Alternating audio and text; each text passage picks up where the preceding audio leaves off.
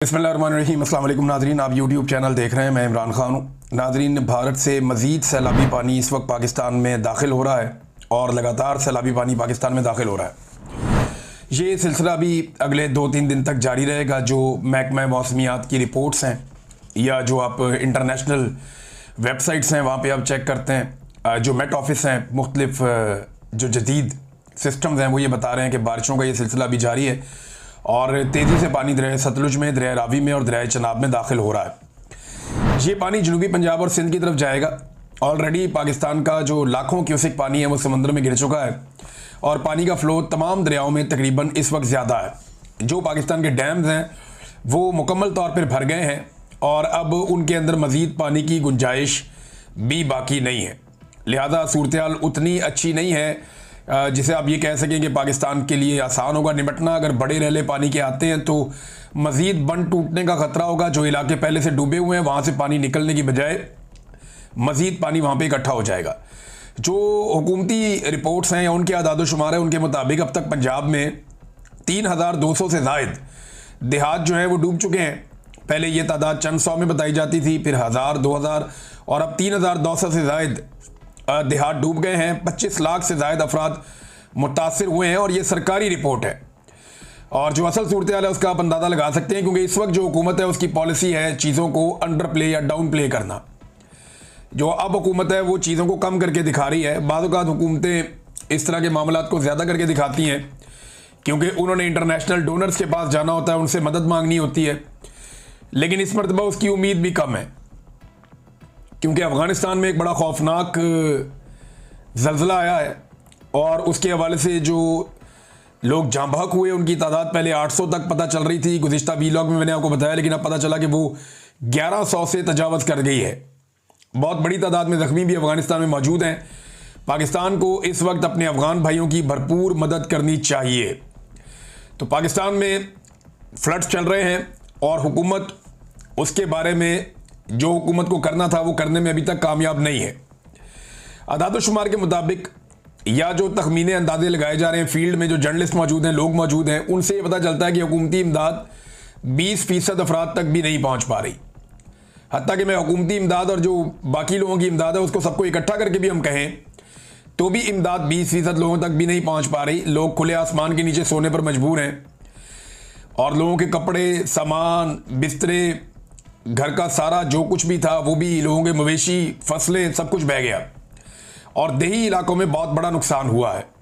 साहिवाल के अंदर फ्लड का रेला पहुंचा, वहाँ पे बहुत नुकसान हुआ। ओकाड़ा के अंदर जंग में बहुत शदीद नुकसान हुआ जहाँ मरीम नवाज़ गई थी एक दिन पहले, और वहाँ से अब ये इत्तला आ रही है कि जंग में जो एक जाली कैंप लगाया गया वहाँ पे जो मरीम नवाज़ की मुलाकात करवाई गई है वो मुलाकात सैलाब मुतासरीन से नहीं करवाई गई।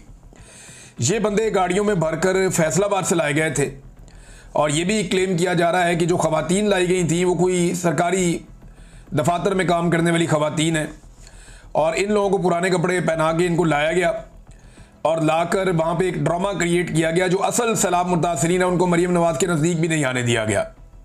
रीज़न वही है कि जो असल मुतासरीन है वो आएंगे तो वो अपना हक मांगेंगे और ये हक दे नहीं पा रहे, तो 200-250-300 बंदा इकट्ठा करना कोई मुश्किल नहीं होता। और जब आप ड्यूटीज़ लगा देते हैं ब्यूरोक्रेसी की तो वो फिर एक एक पटवारी को कहते हैं जी आपने 10-10 बंदे लेकर आने हैं। तो अगर वहाँ पे 20 पटवारी भी आते हैं तो 200 बंदा इकट्ठा हो जाता है। आप एक एक टीचर को कहते हैं जी आपने 5-5, 7-7 बंदे लेकर आने हैं। एक एक MPA को आप कह देते हैं बंदे लेकर आने हैं। तो ये जब आपके पास सरकार होती है ना तो ये PMLN का पुराना तरीक़ाकार है। ये पटवारी इकट्ठे कर लेते हैं, दूसरे महकमे के लोग इकट्ठे कर लेते हैं, फिर उन्हें कहते हैं कि बंदे लेकर आ जाओ। मुझे एक वाक़या याद आ गया इससे कि परवेज़ मुशर्रफ के दौर में लाहौर में एक रैली निकली थी। राव सिकंदर इकबाल साहब ने वो रैली निकाली थी तो एक पीर साहब आ गए और उनके साथ दर्जनों गाड़ियाँ थी। तो सारे बड़े खुश हो गए कि इतने बंदे लेकर आ गए पीर साहब इस रैली के लिए। तो बाद में पता चला, वो जो बंदों से बात हुई तो वो बंदे बता रहे थे कि जनाब हमें तो लेकर आए, ये हज़रत अली अजमेरी रहमतुल्लाह अलैह का मज़ार है, वहाँ पर हाज़िरी देने के लिए गाँव से ये कहकर लाए हैं और बीच में रैली के शामिल कर दिया और बाद में ले जाके लंगर वंगर खिला के उनको वापस ले गए। तो ये इस तरह के रंगबाजियाँ होती रहती हैं पॉलिटिक्स के अंदर। ये रंगबाजियाँ की जा रही हैं और टिकटॉकड़ियाँ जो है वो इसी काम पे लगी हुई हैं। कोई और काम ना इनसे होता है ना ये करते हैं। सबसे ज़्यादा जो अफसोसनाक चीज़ है नाज़रीन, सैलाब मुतासरीन के साथ जो पुलिस का और इंतज़ामिया का रवैया है वो बड़ा हद तक अमेज़ है। बहुत बदतमीज़ी वाला रवैया है। ये गालियाँ दे देकर लोगों के घर खाली करवाते हैं, उन्हें डंडे मारते हैं, उन्हें खींचते हैं, उन्हें घसीटते हैं। बहुत सारे विजुअल्स और तस्वीर और ये चीज़ें आ चुकी हैं, इनकी ऑडियो और वीडियो तो मौजूद हैं, जिसमें सैलाब मुतासरीन जिनके बेचारों के घर बह गए हैं, जिनके सामान चला गया, मवेशी चले गए, फसलें बह गई और घर के अंदर जितना भी उनका ज़रूरियात ज़िंदगी का सामान था वो बर्बाद हो गया। साथ उनको डंडे भी मारते हैं, उनको घसीटते भी हैं, उनको गालियाँ भी देते हैं, उनको धमकियाँ भी लगाते हैं मुकदमात की। तो ब्यूरोक्रेसी भी ये कर रही है, पुलिस भी ये कर रही है। हाँ, टिकटॉक बनाने के लिए कहीं पे 4 बच्चे बिठा के उनके हाथ में किताब पकड़ा दी, किसी बच्चे को फुटबॉल दे दिया, किसी बच्चे के साथ बैठ के किसी डीसी ने या किसी एसी ने खाना खा लिया और ये किसी पुलिस वाले ने किसी बच्चे को गोद में उठा लिया। तो ये टिकटॉकनियाँ जो है उनको देख के सारे इसी काम पे लग गए हैं। अब मैं देख रहा था कि अब जो देहाती लोग हैं उन्होंने नया काम शुरू कर दिया। जहाँ पे भी कोई बंदा जाता है हुकूमत का और वो 2 नंबरी करने लगता है कि फलां का बच्चा गोद में उठा लिया और 2 नंबरी कर रहा है, तो वो देहाती भी अब उसकी वीडियो बना के लगाना शुरू हो गए। मेरी सैलाब मुतासरीन से गुजारिश है कि ये आपकी तौहीन कर रहे हैं, ये आपकी गुर्बत का मजाक उड़ा के, आपकी मजबूरियों का मजाक उड़ा के अपनी पब्लिसिटी कर रहे हैं। लिहाजा आप भी जवाब दें इनको, और जवाब देने का सबसे आसान तरीका है कि ये जो भी कर रहे हैं थोड़ा दूर खड़े हो गए आप इनकी वीडियो बना लें, ये चीज़ों को बार बार रीटेक कर दें। वो एक बाबा जी हैं, उनको 2 दफ़ा रेस्क्यू किया है, यानी एक दफ़ा इस एंगल से रेस्क्यू किया, दीवार के पास खड़े थे, उन्हें रेस्क्यू किया, बाहर निकाला, थोड़ी देर बाद एक और जगह थे, वही बाबा दोबारा रेस्क्यू हो रहा है, फिर उसको रेस्क्यू कर दिया। वो दोनों वीडियो मार्केट में आ गई। अब या तो ये बाबा को शौक था, बार बार पानी में छलांग मार देते थे कि मेरे रेस्क्यू कर लो, या फिर वही हो रहा है जो हर तरफ हम देख रहे हैं। बंदे हैं वो बाकायदा किनारे से जाते हैं पानी के अंदर, पहले फिर कैमरा ऑन होता है, फिर पानी के अंदर से बाहर आते हैं कोई ना कोई चीज़ उठा के। ये फ्रॉड हो रहा है और ये सब इसलिए हो रहा है कि जिसके हवाले सूबा किया गया हुआ है उसकी अपनी तरबियत ये है, वो टिकटॉकनियों की मालकन है और वो यही काम कर रही है और लगातार यही काम हो रहा है। तो बदतमीजी पुलिस और इंतजामिया की जानिब से सैलाब मुतासरीन के साथ ये इंतहाई अफसोसनाक है। एक फौजी अफसर की वीडियो में देख रहा था सुबह, वो भी समझा रहा था कि यार इनको तकलीफ को इनकी समझो, लेकिन वो क्या समझाएगा, उसका अपना इदारा जो है मरीम नवाज के फ्लैक्स सीधे करने पे लगा हुआ है आजकल। तो उन्होंने क्या करना है, यानी इससे पहले हम देखते थे फौज को काम करते हुए, लेकिन अभी मरीम नवाज के फ्लैक्स फौज सीधे कर रही है। ये दिन भी फौज ने देखना था। मेरे बहुत सारे फौजी दोस्त हैं, वो बेचारे इसके ऊपर बड़े सीख पाए। मेरी उनसे बात हुई, मैंने कहा ये क्या है, उन्होंने कहा यार किधर ला के खड़ा कर दिया हमें, ये हमारा काम तो नहीं है ना, मरीम नवाज के फ्लैक्स हम सीधे कर रहे हैं, ये तो यूनिफॉर्म की तौहीन है, ज्यादती हो रही है। तो मैंने कहा ये क्यों करते हो? फिर उसने कहा यार बेचारे सिपाही का क्या दिमाग होता है, वो तो जो देखता है वो उसको फॉलो करता है, वो देख रहा है ऊपर से यही काम चल रहा है तो आगे भी यही काम चल रहा है, अब क्या करें। हालात इनके ये है कि इन्होंने जानवरों के चारे के ऊपर मरीम नवाज का फोटो लगा दिया, और भाई उधर किसी कट्टे बच्चे का लगाना था, किसी बच्ची का लगाना था, गाय भैंस का वहां पे आपने लगाना था फोटो कि ये चारा गाय भैंसों के लिए आया, उधर भी चुप के मरीम नवाज का फोटो लगा दिया। भाई मस्जिद एक ऐसी जगह, औरत आगे खड़ी हो जाए तो अब नमाज नहीं पढ़ सकते, वहां मरीम नवाज का फोटो मस्जिद में भी चिपका दिया कि जनाब ये मस्जिद है, नीचे बुक कमिश्नर का और ये वो सारा लिखा हुआ है, तो मस्जिद के ऊपर भी मरीम नवाज का फोटो चिपका दिया। अपना फोटो चिपकाने का जो शौक है ना, वो ये बता रहा है कि ये लोग ज़हनी मरीज हैं, इनको इलाज की जरूरत है। इनको इख्तिदार दे दिया पकड़ के एस्टेब्लिशमेंट ने, इन्हें तो अब इस वक्त इलाज मिलना चाहिए था, इन्हें लाके इख्तिदार पे बिठा दिया।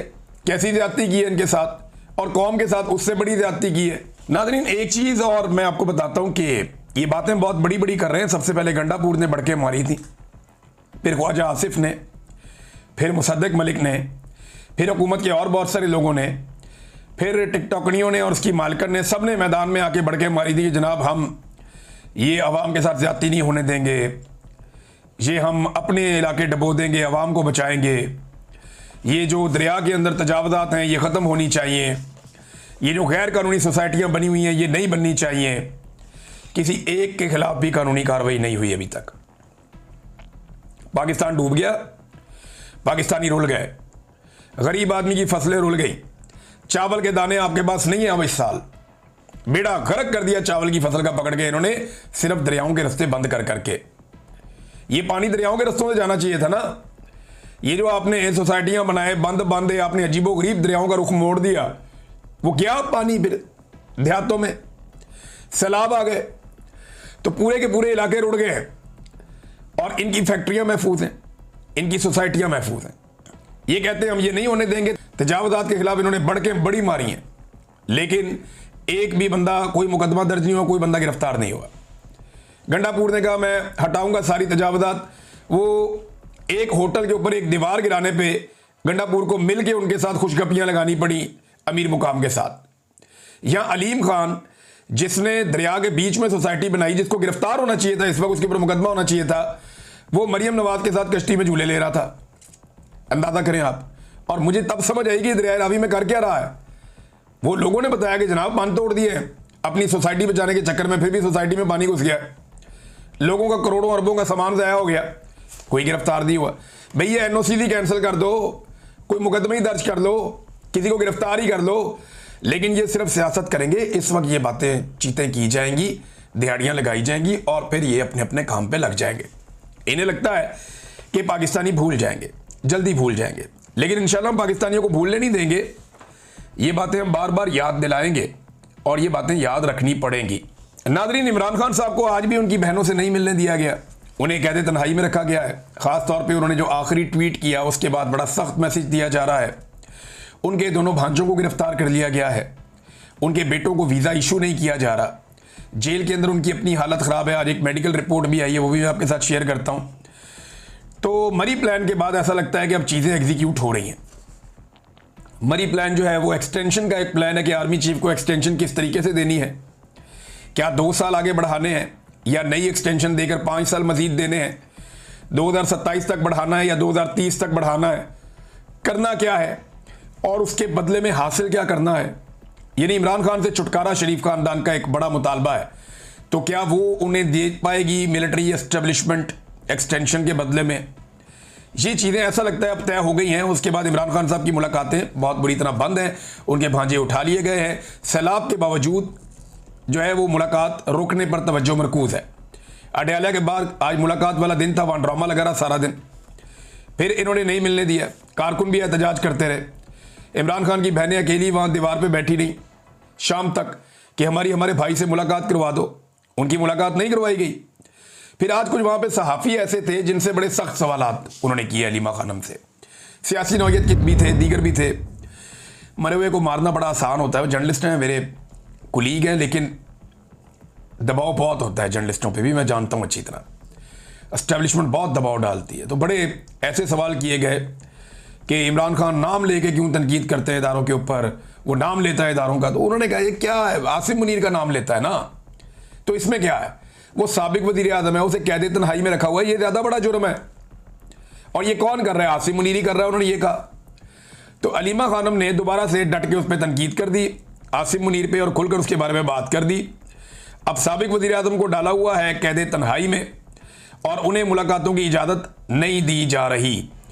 मैं याद दिला दूं कि गंडापुर साहब ने 12 जुलाई या एग्जैक्टली 12 जुलाई का दिन था जब गंडापुर साहब ने यह दावा किया था कि 90 दिन बाद या तो इमरान खान रिहा हो जाएगा या फिर हम सियासत छोड़ देंगे। तो गंडापुर साहब को मैंने सिर्फ ये बताना था कि 12 जुलाई से 12 अगस्त और अब सितंबर की 2 तारीख आ गई है, लिहाजा आपके बाकी रह गए हैं 38 दिन। तो 38 दिन जो है उनमें गंडापुर साहब या तो आप सियासत छोड़ देंगे, जो आपने खड़े होकर बहुत बड़ा दावा किया था, डेडलाइन दी थी अपने आप को, या फिर इमरान खान साहब बाहर होंगे। तो मैंने उस वक्त कहा था कि इनके पास 3 महीने के बाद कोई और बहाना होगा कि ये ना होता तो इमरान खान छूट जाता, वो ना होता तो इमरान खान छूट जाता, ये मेरी बात मान लेता तो इमरान खान छूट जाता। तो बड़े बड़े इन्होंने दावे पहले भी किए, बड़ी बड़ी बढ़के मारी हैं। वो 12-14 क्लिप है मेरे पास, किसी दिन आपको सुनाऊंगा कि गंडापुर ने कैसे इमरान खान को छुड़ाने के दावे किए और फिर किया क्या। बहरहाल इमरान खान साहब की मेडिकल इशू के ऊपर एक रिपोर्ट आई है और ये रिपोर्ट कह रही है कि हैरानकुन इंकशाफ है इसके अंदर, जिसके मुताबिक पहली बार पिम्स मेडिकल बोर्ड ने कान और दांत के हसास होने की बुनियाद पर सपोर्टिव मैनेजमेंट तजवीज़ की है इमरान खान के लिए। 2024 से उन्हें चेक किया जा रहा है। इमरान खान साहब के जो अपने डॉक्टर हैं, जुलाई 2024 में उन्होंने जेल का आखिरी विजिट किया था और अब तक 15 से ज़्यादा मुख्तलिफ डॉक्टर उन्हें चेक कर चुके हैं, लेकिन यहाँ पे इशू है। देखिए, इमरान खान शिकायत नहीं करता, वो जिस्मानी लिहाज से खुद को मजबूत रखने में कामयाब रहे हैं इमरान खान साहब, लेकिन उनके कान और दांत का इशू बढ़ रहा है। अब उसे आप बगैर सपोर्ट के काबू रखने में इस उम्र में कामयाब नहीं होते, ये मुश्किल होता है। लिहाजा डॉक्टर भी अब ये कह रहे हैं कि करना पड़ेगा, लेकिन इमरान खान की हिम्मत को दाद देनी पड़ेगी कि दांत और कान ये दो ऐसी दर्दें होती हैं जिनके बारे में लोग कहते हैं कि ये दर्द किसी को भी ना हो, बड़ी शदीद दर्द होती है। जिसे कभी दांत में दर्द रहा हो ना, या कान का दर्द हो जाए रात को, तो उसको आइडिया है कि कितना खौफनाक दर्द होता है। मेरे क्योंकि बहुत कम कभी लेकिन कान में दर्द होता है। ये मैंने ISI वालों को भी कहा था। मैंने कहा जिस दिन मेरे कान में दर्द हो जाएगी ना, उस दिन आप सबको लग पता जाएगा, क्योंकि मेरे 2-3 महीने में एक आध दफ़ा कान में दर्द होती है। तो वो ऐसी दर्द होती है कि बंदा दूरा हो जाता है। तो ये मेरे इमरान खान साहब की मैं हिम्मत को दाद देता हूँ कि वो फिर भी शिकायत नहीं करते, वो उस तरह से नहीं कहते। उनके दांत और कान दोनों में दर्द है, वो कह रहे हैं, डॉक्टर बता रहे हैं बड़ी हसासियत है, प्रॉब्लम है। और उसके ऊपर बाकायदा रिपोर्ट आई है कि उनको अब चाहिए होगी सपोर्टिव मैनेजमेंट। बहरहाल देखिए ये हुकूमत क्या करती है। इमरान खान साहब के अपने डॉक्टरों को तो मिलने नहीं दिया जा रहा। अब इमरान खान तो चले पाकिस्तान तहरीक इंसाफ के बानी है ना, या बानी है पाकिस्तान के साथ ये किया जा रहा है। जिसने भी पाकिस्तान के साथ अच्छा किया, पाकिस्तान की मिलिट्री एस्टेब्लिशमेंट ने उसे निशाने इबरत बनाया। ये ऐवान सदर में ये उनकी जो एक ऑफिशियल सोशल मीडिया है जरदारी साहब, वहाँ आप ये देखें कायदे आज़म का फोटो गायब है। अब इसमें ना एक कानून खुद बिल लेकर आई थी पाकिस्तान पीपल्स पार्टी, जिसके मुताबिक 50,000 रुपये जुर्माना और 5 महीने की कैद थी सरकारी दफ्तर से कायदे आज़म की फ़ोटो हटाने पर। तो ये तो सबसे बड़ा सरकारी दफ्तर है पाकिस्तान का। तो कायदे आज़म को ये रफ्ता रफ्ता आहिस्ता आहिस्ता कायदे आज़म को जो है फेड आउट कर रहे हैं। ऐसा लगता है कि एक वक्त आएगा कि ये नोट के ऊपर से कायदे आज़म का फ़ोटो उतार के तो इनकी तस्वीर लगा देंगे शरीफ ख़ानदान के, जरदारी ख़ानदान के, और इन लोगों को लीडर बना के पेश कर देंगे। ऐसा दिखाई देता है, ऐसा लगता है शायद ये कर गुजरेंगे। ये काम भी ये लोग कर लेंगे, कोई पता नहीं इनका। ये फ्रॉड में किसी भी लेवल तक जा सकते हैं। नाज़रीन, पाकिस्तान टेलीविज़न ने अपने एक बदज़बानी करने पर मुलाजिम को फारिग कर दिया है। ये मरीम नवाज़ और अता तारड़ वगैरह की चॉइस थे, और ये साहब काफ़ी लंबे अरसे से, क्योंकि जब मैंने ये खबर पढ़ी तो फिर मैंने कहा मुझे बताएं इन्होंने क्या किया। तो मुझे पता चला कि इन्होंने काफ़ी लंबे अरसे से ख़वातीन के हवाले से और पाकिस्तान तहरीक इंसाफ के हवाले से खासी बदज़ुबानी की है, और बड़े जो है वो बिलो द बेल्ट ये अल्फाज इस्तेमाल करते रहे उन लोगों के लिए। लेकिन इस बार उन्होंने गलती से पाकिस्तान पीपल्स पार्टी को छेड़ दिया और सिंध के अवाम पे उन्होंने कुछ ऐसे जुमले कस दिए, वो बंदर कह दिया, कोई उनके बारे में कुछ उनको मुंह चढ़ा दिया, थोड़ा अजीब सी एक्टिंग कर दी बंदर की। तो इसकी वजह से इन्हें फ़िलहाल फारिग कर दिया गया। लोग कहते हैं तनख्वाह इनको मिलती रहेगी शायद, लेकिन ये बंदा जो है वो एस्टेब्लिशमेंट का एक काला चैनल है, वहाँ पे भी प्रोग्राम करता है। तो आप एस्टेब्लिशमेंट की और मौजूदा हुकूमत की चॉइस आप चेक कर लें। जो गाली दे, बदतमीज़ी करे, नफ़रत फैलाए, ख़वातीन की तौहीन करे, गंदे अल्फाज इस्तेमाल करे, उन्हें ये कहते हैं जी असासा है इनका। अब अगर पीपल्स पार्टी को ना छेड़ता तो ये बंदा अभी भी टीवी पे होता। जो पीपल्स पार्टी के साथ अभी किया ये तो कुछ भी नहीं है। मुझे मेरी टीम के लोग बता रहे थे इससे 10 गुना इन साहब ने बाकी लोगों के साथ किया। अफसोसनाक है, ऐसे लोगों को डिस्करेज करना चाहिए और ऐसे लोगों के लिए गुंजाइश नहीं होनी चाहिए। आप जर्नलिज्म कर रहे हैं, आप इस तरह की चीज़ें तो ना करें जिससे आप यानी आप आवाज़ उठाएं तो हक़ के लिए उठाएं ना। जो लोग बेचारे जुल्म बर्दाश्त कर रहे हैं उनके लिए आवाज़ उठाएं। तो बहुत ही अजीब हरकत की है। और उसके बाद जो है वो हुकूमत का रिएक्शन सिर्फ इसलिए आया कि पीपल्स पार्टी जो है वो इसके अंदर इन्वॉल्व हो गई। लेकिन ये माफ़ी शाफ़ी हो जाएगी, मुझे इस बात का आइडिया है, और ये जल्दी हो जाएगी। नाज़रीन, एक पंगा नया पड़ गया है और वो है कालाबाग डैम का। इसमें गंडापुर साहब ने एक स्टेटमेंट दे दिया हैरान कुन कालाबाग डैम के हवाले से, और आउट ऑफ द वे ही आ गए वो। ये नहीं किसी ने उनसे ये बात भी नहीं ऐसे की थी, लेकिन वो आ गए गंडापुर साहब, उन्होंने कालाबाग डैम के ऊपर बताया जी मैंने तो वहाँ भी बात की, वहाँ भी बात की। तो अब उसके ऊपर पीटीआई के लोग सफाइयाँ दे रहे हैं। असद कैसर साहब कह रहे हैं जी वो गंडापुर की ज़ाती राय हो सकती है, पीटीआई की राय नहीं है। खैबर पख्तूनख्वा में पॉलिटिकल पार्टीज इसकी मुखालफत कर रही है, या एएनपी है, शेरपा ग्रुप है, बाकी लोग हैं, वो ये कह रहे हैं जी इसके ऊपर आप सफाई दें। लेकिन अभी मैं आपको एक चीज़ बता देता हूँ कि एक सर्वे और पाकिस्तान की मिलिट्री एस्टेब्लिशमेंट ने करवाया। ये हर महीने 1.5 महीने के बाद मिलिट्री एस्टेब्लिशमेंट पाकिस्तान में लगातार सर्वेस करती चली जा रही है। हर 2 महीने 1.5 महीने में ये करते हैं, और वो जो सर्वेज हैं उनकी रिपोर्टें बाहर आ जाती हैं, हमारे तक मेहरबान है। अब जो नया इन्होंने सर्वे कराया उसमें हैरान कुन तौर पे पंजाब में, बलूचिस्तान में और सिंध में पाकिस्तान तहरीक इंसाफ की मकबूलियत बढ़ती जा रही है बतौर पॉलिटिकल पार्टी। ये इमरान खान की बात नहीं हो रही, स्पेसिफिकली जो इसने मुझे इन्फॉर्मेशन दी उसने पीटीआई का नाम लिया। उन्होंने कहा जी पंजाब में, सिंध में और बलूचिस्तान में पाकिस्तान तहरीक इंसाफ की मकबूलियत एकदम ऊपर जा रही है, हैरान कुन तौर पे मज़ीद, लेकिन खैबर पख्तूनख्वा में नीचे जा रही। उसकी एक तो ये रीज़न है, जहाँ पे आपकी हुकूमत होती है वहाँ पे आपकी मकबूलियत कम होती है, ये बात ठीक है।